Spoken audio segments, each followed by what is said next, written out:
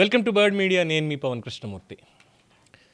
పొద్దున్నుంచి సిరీస్లు అటు రాజీనామాలు వీటితోటి తల పగిలిపోయే హెడేక్లో ఉంటే మళ్ళీ ఒక 8-9 రోజుల క్రితం జరిగినటువంటి మంచి కామెడీ షో ఏదైతే ఉందో దానికి సంబంధించిన ఇంకో మంచి అప్డేట్, చాలా మంచి అప్డేట్ వచ్చింది. ఇన్నర్ పీస్లో కాస్త ప్రశాంతంగా ఇది చూసుకుంటున్నాం. ఒకసారి మీరు కూడా ఆ వీడియో చూడండి.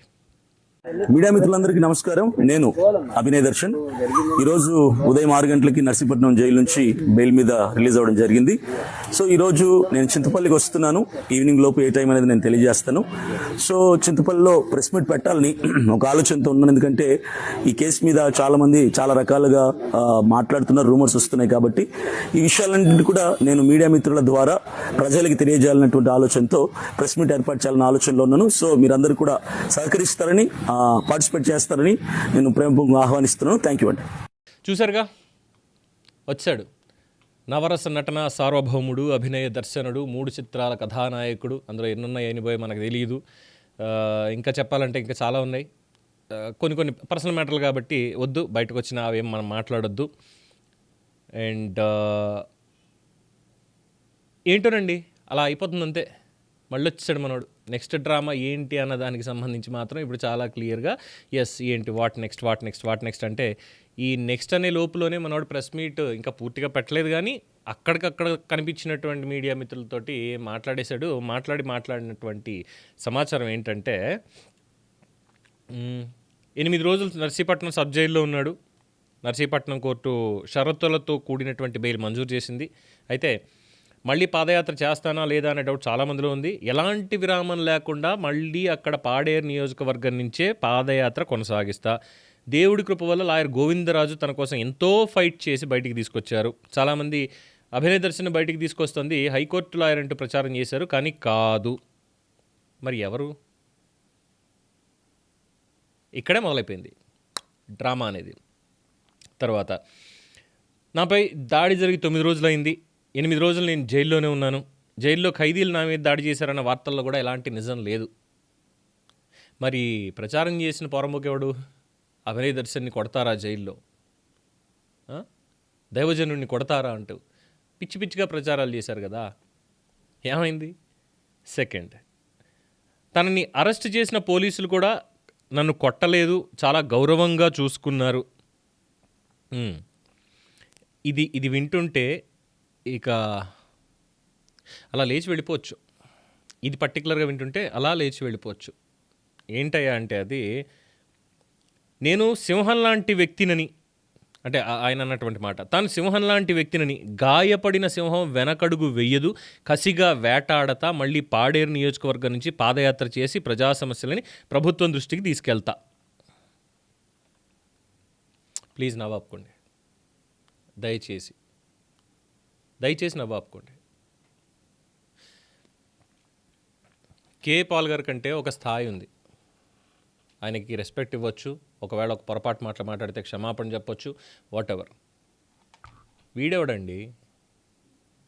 వీడెవడు డ్రామాలు చేసి పేమెంట్లు ఇచ్చుకొని దాడి చేయించుకొని పనికిమాలిన పనులు చేసిన పనికిమాలినోడు వీడు పెద్ద మనిషా? సమాజంలో పెద్ద స్థాయిలో ఉన్నాడా? అందుకని పోలీసులు చాలా రెస్పెక్ట్ ఇచ్చారా? చాలా జనాదరణ ఎక్కువగా ఉన్నటువంటి వ్యక్తి అని చెప్పి మంచి హాస్పిటాలిటీ ఇచ్చారా? చెప్పుకోవడానికైనా సిగ్గుండాలి కదా. ప్రజల్లో పరువు పోయింది. బాబోయ్ వద్దు, పాడేరు నాయనా వెళ్ళకమ్మా, చిన్నపిల్లవాడు అనుకుంటా, దయచేసి పాడేరు అక్కడికి మళ్ళీ వెళ్ళమాక. అక్కడ ఉన్నటువంటి పబ్లికే ఈసారి పరిగెత్తించి కొడతారు. సో మూసుకొని కడపెళ్ళిపోయి, అక్కడ అద్దె కొంప ఏదో ఉందన్నావు కదా, మరి ఏ ఇంట్లో ఉండాలని నాకు తెలీదు. సో అక్కడికి వెళ్ళి మూసుకొని పని చూసుకుంటే బెటర్. సమాజంలో ఇంక ఇలాంటి తొక్కలో డ్రామాలు, దేవుడి పేరు చెప్పి చేసేటువంటి మోసాలు, ఇలాంటి వాటి జోలికి ఇంకొకసారి వెళ్తే మాత్రం ఈసారి ప్రజలే బడిత పూజ చేస్తారు. పిచ్చి నాటకాలు దయచేసి చేయొద్దు అనేది ప్రజల పరంగా వస్తున్నటువంటి మాట ఇది. ఎందుకంటే చాలామంది ఇప్పటిదాకా మాట్లాడినటువంటి వాళ్ళు, నెక్స్ట్ ఉన్నారు ఇంకా ఎర్రప్ప లాంటి వాళ్ళు కూడా ఉన్నారు. అందరికీ కూడా ప్రజలే చాలా గట్టిగా చెప్తారు పిచ్చి వేషాలు వేస్తే. ఆ రోజు కూడా తొందరలోనే ఉంటాయి. సో ఇప్పుడే షరతులతో కూడిన బెయిల్ తీసుకుని బయటకు వచ్చినటువంటి సదరు అభినయ దర్శనం మళ్ళీ ఇంకో దర్శనం మీద ఇస్తాట ప్రెస్ మీటు. ఒకసారి ప్రెస్ మీట్ అయిన తర్వాత అప్పుడు డీటెయిల్డ్గా మాట్లాడుకుందాం. సో అంటిల్ అన్లెస్ ఏ వివాదాలు మాట్లాడకుండా ఉంటే బెటరు. అదే కొన్ని సెక్షన్లు అవి ఇవి ఇది అక్రమంగా కేసు పెట్టేశారు ప్రభుత్వం, కుట్రపూరితంగా కేసు పెట్టేసింది అని చెప్పని మనోడు పాపం మీడియాతో కూడా మాట్లాడేసి ఏదో చెప్పుకుంటూ వెళ్ళిపోయాడు కొన్ని విషయాలు. సో ఫస్ట్ ఇది మీరు చూసినటువంటి వీడియో ఆల్రెడీ. తర్వాత నేను ఇన్ని రోజులు జైల్లో 8 రోజులు జైల్లో ఉండడానికి కారణం ఏంటి, నన్ను రిమాండ్ చేయడానికి కారణం ఏంటంటే దాడి కాదు, దాడి చేసిన వాళ్ళు కాదు, దాడి చేయించుకున్నాం అనేది కాదు, ఏది కాదు. అసలు నన్ను అరెస్ట్ చేయడానికి, రిమాండ్ చేయడానికి ఈ సెక్షన్స్ అన్ని కూడా మతపరమైన సెక్షన్లు పెట్టారు. మరి ఇది ఎస్పీ గారు పెట్టారా, ఇంకా ఎవరైనా పైనుంచి ప్రెషర్ పెట్టించారా నాకు తెలియదు. నేను చేసిన పాదయాత్రలో జీకే విధి మండలంలో మొండిగడ్డ పంచాయతీలో 11 గ్రామాల్లో నేను తిరిగి 11 గ్రామాల్లో పాదయాత్ర చేసి వాళ్ళ సమస్యలు సేకరించి ఎంపీడీఓ గారి దగ్గర తీసుకెళ్లి ఆ వినతి పత్రాలు 11 వినతి పత్రాలు ఆయనకి ఇచ్చి ఈ సమస్యలు పరిష్కరించాలి అని చెప్పి 20వ తారీఖు వరకు టైం పెట్టాను. ఈ 11 గ్రామాల్లో మొండిగడ్డ పంచాయతీలో జీకే విధి మండలంలో పాడేరు నియోజకవర్గంలో ఈ 11 గ్రామాల్లోకి మీరు ఎవరైనా వెళ్ళి, మీడియా వాళ్ళు కావచ్చు, పోలీస్ డిపార్ట్మెంట్ వాళ్ళు కావచ్చు, anyone you can go and survey enquiry చేసుకోండి. అభినయ్ దర్శన్ అనే నేను ఎక్కడైనా మతపరమైనటువంటి వ్యాఖ్యలు చేశానా, మతాలను రెచ్చగొట్టానా, హిందువుల్ని తిట్టానా, ముస్లింలు తిట్టానా, లేదా క్రైస్తవులను పొగిడానా అన్నది మీరు ఎక్కడైనా ఎంక్వైరీ చేసుకుని ఒక్క సాక్ష్యాన్ని 11 గ్రామాల్లో తీసుకొచ్చినా ఉరిశిక్ష వేయడానికి కూడా నేను అంగీకరిస్తాను. మీరు నన్ను ఉరిశిక్ష కూడా తీయొచ్చు. నిజాలేంటో కోర్టులో నిరూపణ అవుతాయి.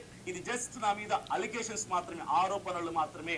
నిజాలు ఈ దాడి ఎవరు చేశారు, మేము చేశామా, నా తొన్నోళ్ళు చేశారా, బయటోళ్ళు చేశారు, ఇవన్నీ కూడా నిరూపించాల్సింది కోర్టులో. కాబట్టి కోర్టులో వాదోపవాదాల తర్వాత నేను ఖైదీని కాదు, జస్ట్ రిమాండ్ చేశారు. అంటే ఇంకా నేరము నిర్ధారించబడలేదు, నిజాలు నిరూపించాల్సిన అవసరం ఉంది. కాబట్టి కోర్టులో వాయిదాలకు వెళ్ళాలి. వాయిదాలకు వెళ్ళిన తర్వాత మా అడ్వకేట్ పీపీ గారు వాదించుకున్న తర్వాత ఎవిడెన్స్లు ఏవైతే ఉంటాయో ఆ ఎవిడెన్స్లు బట్టి నేను దోషినా నిర్దోషినా, ఈ దాడి బయట చేశారా ఇంకో చేశారా అనేది నిరూపణ అవుతుంది. నేను సింహం లాంటి వాడినే.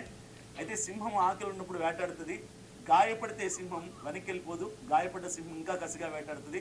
ఈరోజు నేను గాయపడ్డ సింహం లాంటి వాడిని, కసిగా వేటాడుతాను, ఇదే పని మొదలు పెడతాను, ఇదే పాదయాత్ర కొనసాగుతుంది. ఎలాంటి గ్యాప్ లేదు, ఎలాంటి విరామం తీసుకోను, కంటిన్యూ అవుతుంది. అదే పాడేరు నియోజకవర్గం నుంచి ఇదే పాదయాత్ర కొనసాగుతుంది. అదే గ్రామాల్లోకి వెళ్తాను, అదే ప్రజల సమస్యలను ప్రభుత్వం దృష్టికి తీసుకెళ్తాను. ఈరోజు నేను ఇదనమాట. సర్లేండి, మళ్ళీ ప్రెస్ మీట్ ఏది పెడతాడో ఎప్పుడు పెడతాడో తెలియదు కాబట్టి ప్రస్తుతం దీన్ని ఇది అనుకుందాం. రేపు మళ్ళీ ఫ్రెష్గా పాడేరు ప్రజలకి, పాడేరు సోదరిమణులకి డ్రామాలు వేయడానికి కొంతమంది వస్తున్నారమ్మా. దయచేసి మీ సమస్యలకి ఒక్కొక్కటిగా పరిష్కారం లభిస్తోంది. ఎందుకంటే పవన్ కళ్యాణ్ గారు రోడ్ల దగ్గర నుంచి మౌలిక సదుపాయాలన్నీ కూడా ఏ విధంగా చేస్తున్నారు అనే దానికి వాస్తవికంగానే అక్కడ చూస్తూనే ఉన్నాం.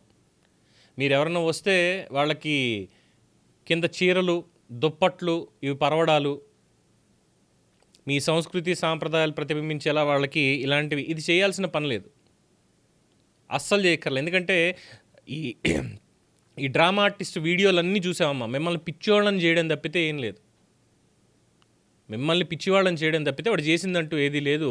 సో ఇలాంటి పిచ్చివాళ్ళని బయటికి పంపించండి దయచేసి.